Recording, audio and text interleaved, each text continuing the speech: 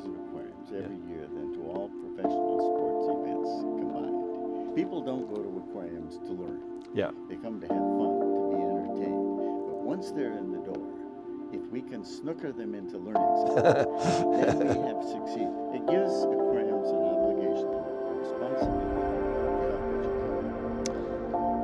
Well, hello, everybody. Welcome to this week's show, the Sea Has Many Voices. And this is a very special episode because I've got Dr. Jerry Schubel, the president and CEO of the Aquarium of the Pacific.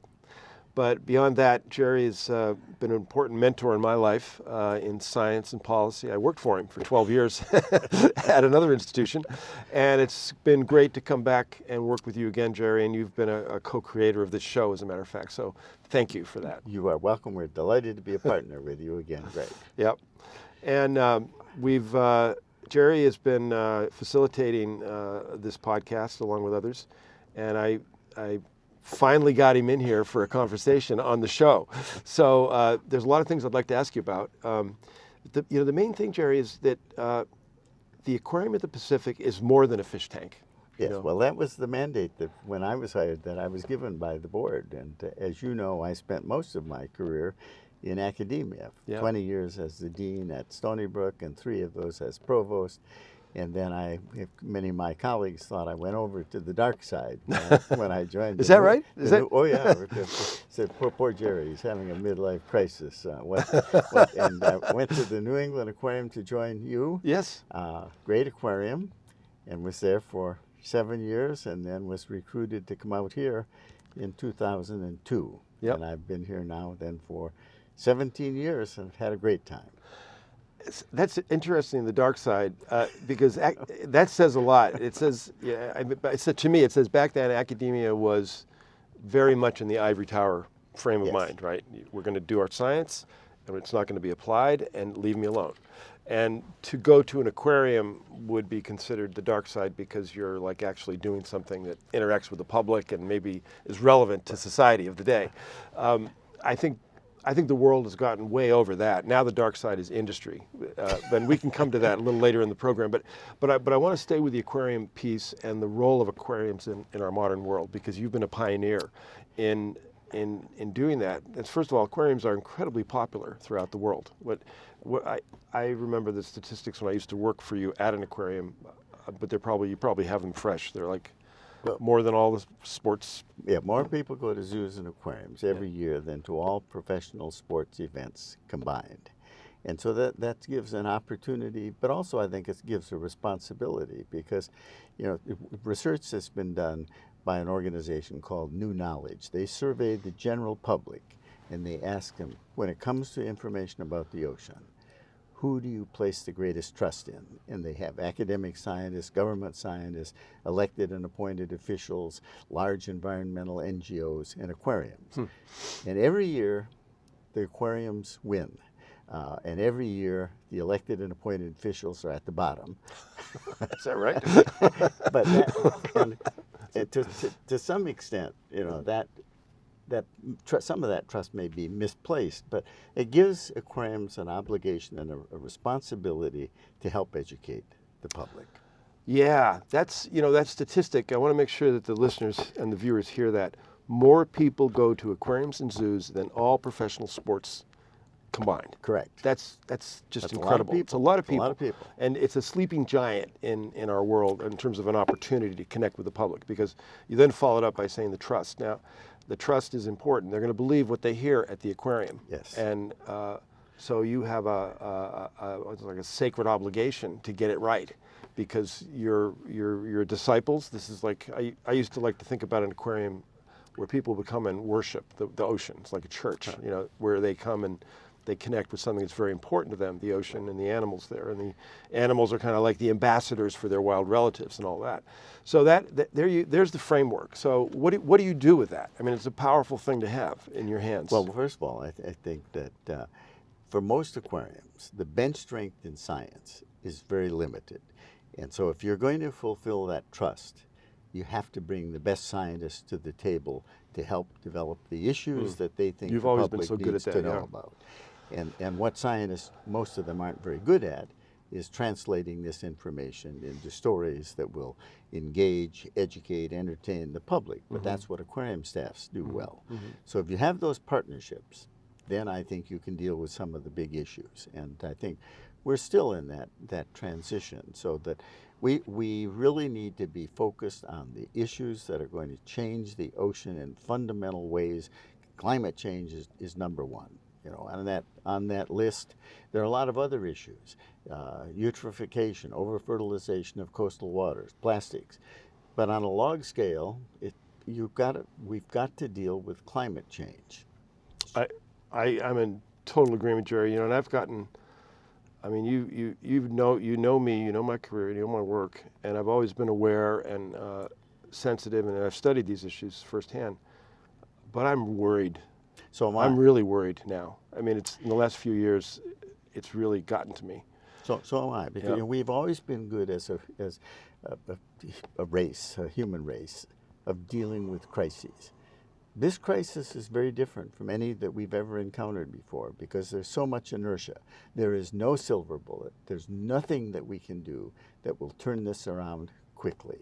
And so we've got to start. We've got to have a concerted effort. We've got to significantly and rapidly reduce greenhouse gas emissions. And I think we're not going down the right path. Boy, that's very well said. The way you described the inertia, there's no silver bullet, and it's coming at a time when people expect silver bullets. That's right. They want fast solutions, and they're actually, in my experience, people want to do the right thing if they only knew what it was. Right. Yeah. In general, and this one, it's not something that you can find that one solution for. It's systemic in our system, and it's so dramatic. You know, I was been looking at the calculations of how fast the climate's changing, and it's many thousands of times faster than it ever has changed. And the rate of change is really the big issue. So so there's an obligation to take that knowledge and convey it to the public, and then show solutions. This show is about solutions. So it's got to be. There's got to be hope. Yes. But no quick evidence of progress, and there's sort of patience and constancy of commitment. They have to understand that, but there's got to be hope. You know, Jerry, I've always felt that the first, you know, this gets back to a Cousteau quote that I've used before and I love. You know, the famous one where people only love what they understand, and they only protect what they love. And that was part of his philosophy, to bring the ocean to people. So the first step is to show people what's in the ocean and engage them. And walking into the aquarium, and we are actually on site at the Aquarium of the Pacific in the studio. I walked in here and was gazing into the tanks of fish, and I'll enjoy them on the way out. So the first part is engagement, and it's really on an emotional level, I would say, with the animals. Is that right? I think so. And make them aware of what we could lose.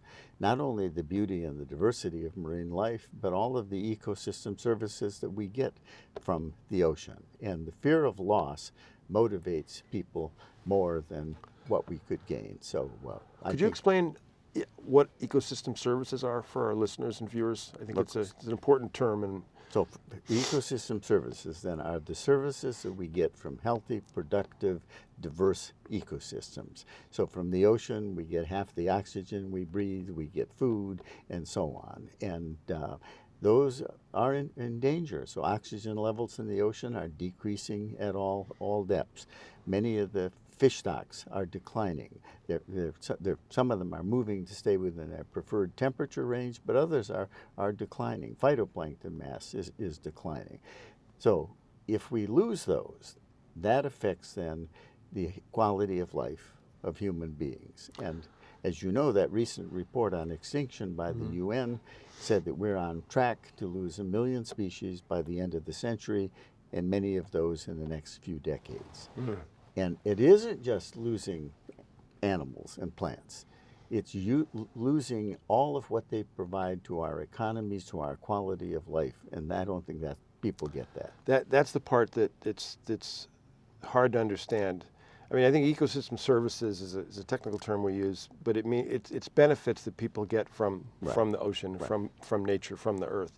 And our modern society is so removed in most cases. Like look at us. I don't see anything in here green or blue. We're in a totally artificial environment. However, it's the animals and the artificial and the natural environment outside these doors and in the ocean and in the forests and in the jungles that in concert produce the conditions on Earth in which it makes it a nice place for humans to live.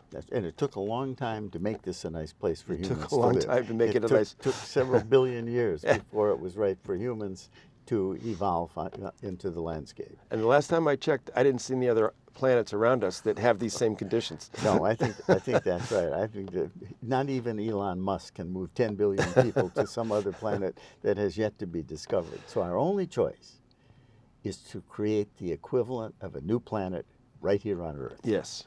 And it is possible. We have knowledge and technology. The question is, do we have the willpower? And that seems to be in short supply.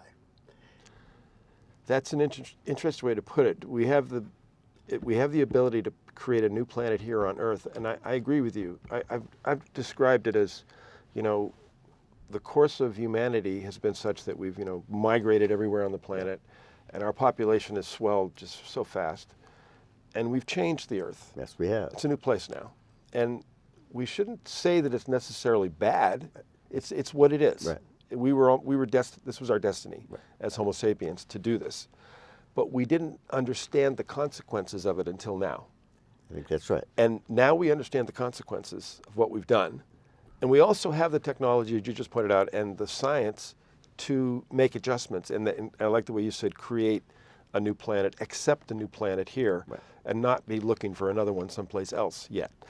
I'm in total agreement with you there, and I think that's a fundamental epiphany or awareness that people should be aware, should need to come to. And I think aquariums are a place to start through the immersive experience that you have here at the Aquarium of the Pacific and that connection. And then the real challenge, the real nut is how you take that fun, emotional, great experience that people have here and translate that into acquisition of new knowledge for them. And then further, that new knowledge has to evidence itself in changes in people's behavior, right? Yes. Is that have I got that right? No, that's right. People don't go to aquariums to learn. Yeah. They come to have fun, to be entertained. But once they're in the door, if we can snooker them into learning something, then we have succeeded. Otherwise, we're just a wet menagerie, and that's not very appealing to me. No, very well put. Could you give me an example of one or two that come to mind of that you're conveying those lessons, that information to people? I know you've got this fabulous new wing you've done. It could be in there or someplace else. So we've just opened this new wing in the end of May, and it is in 30,000 square feet. It's devoted on a permanent basis. This isn't a changing exhibit. This is permanent, and it is to tell the changing relationship, the story of the changing relationship of people with the planet, and what it will take to make that relationship more sustainable. It's clearly not. We're not on a trajectory that will lead to the kind of future that we want. And so there's a lot of aquariums are afraid to give bad news because people don't come to an aquarium to be discouraged. Right. But I don't think there's anything wrong with giving them bad news as long as you then give them hope for a better future. Yes. And it's like the Joseph Campbell power of myth, where you drag them down to the depths of despair, but then a hero comes along and leads them out. Oh. And in this case, yeah, we got down into this bad situation because of all of us. Yeah. And the only hero that's going to get us out is all of us acting together. Wow. And you're inspiring me, as you always have. So when we get down into at the granular level, what's one message that is it about recycling plastic? Is it about eutrophication, or that's in your exhibit path that you've innovated and brought to the public? Those are there, but I would say those are all second order. Okay. The number one order is we have to reduce rapidly and significantly greenhouse gas emissions, and while renewables solar and wind will play a major role. They can't do it. Okay. We need to combine it with nuclear. And France, Germany, Sweden, they recognize this. And the United States, though, we've been turning off or shutting down nuclear plants before their licenses run out. Ohio, though, just last week decided they're not going to shut theirs down. And so I think there's an awareness that it's the largest single source of clean energy that we have in the United States and globally. We can't afford to lose it. And it is safe and clean.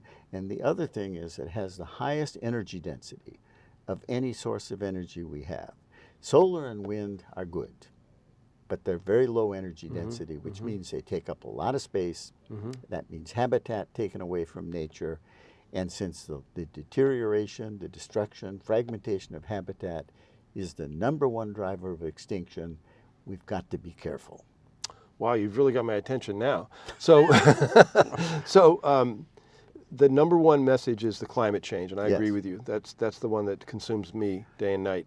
And the new exhibit shows that. How do you show it? Is there an exhibit that shows a dead reef or something? Or well, we have that's one of the things that we have. Yes, yeah. We have a dead and a live reef, and we have some super corals to show that. Yeah, and you and I are working on that together. We're actually. working on that together. That's all right. right. Well, that's a great example then. So you're showing that as we heat the planet up with this carbon emissions and the greenhouse gas effect, the oceans heat up. Corals have a very hard time with that heating. Yep. They're very delicate about that, and they die. And reefs are providing ecosystem services, food, mitigation from storm damage, pharmaceutical potential. There's a lot of things. Revenue from tourism. Revenue from tourism is huge. All these things are being benefits, and we're basically extinguishing them because of the climate impact. Right. And you're bringing that message to the public. And then on that one, like you said, you always want to have the hope. You've got to have some place where there's some white light that people can go to.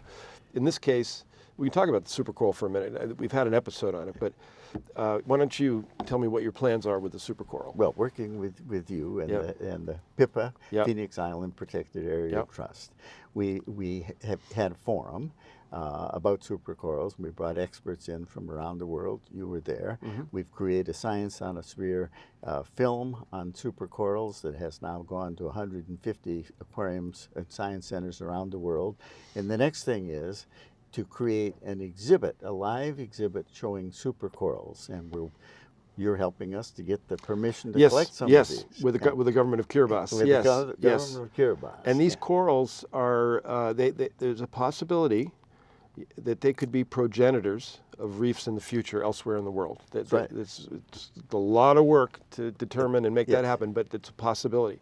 And the reason is, listeners, Jerry knows this, but it's because they have grown naturally in a place in the Central Pacific that has gone through cyclical heating that the planet does on its own, no matter what we've done to the atmosphere. It's called El Nino. It's a natural cycle in the ocean that the ocean heats up every 4, 5, 6 years, and then it cools down again. And it looks like nature may have bred, through Darwinian selection, some corals that are far more heat resistant than we find in the Great Barrier Reef, which is south of the equator, or Hawaii, north of the equator, places like that. So the idea is that these, maybe in the future, when the oceans are too hot and the corals have died elsewhere, these could maybe be transplanted. There's a lot of things that have to be done about making sure there are pathogens introduced and you're not going to cause some new problem, which has happened many times in the past when we introduce new species. So lessons learned have to be applied. We're not suggesting this is happening overnight, but it is the hope in the coral story, which is part of the ocean story. And so that's a great example. Thank you for that. So an individual can come in here, learn about the problem, see it visually through your expert exhibitry, and then there's one solution.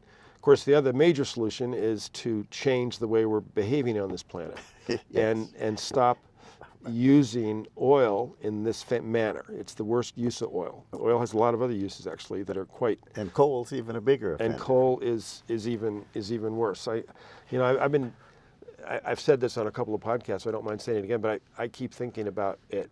These lights here, I don't know, where does your electricity come from? Do you know? Is it a... We get most of it from Southern California Edison, so most of it comes from the grid, although we have a fuel cell. What's the original source of generation? Is it a combination of things? It's a combination of things. So California has been quite aggressive for renewables within the electric sector.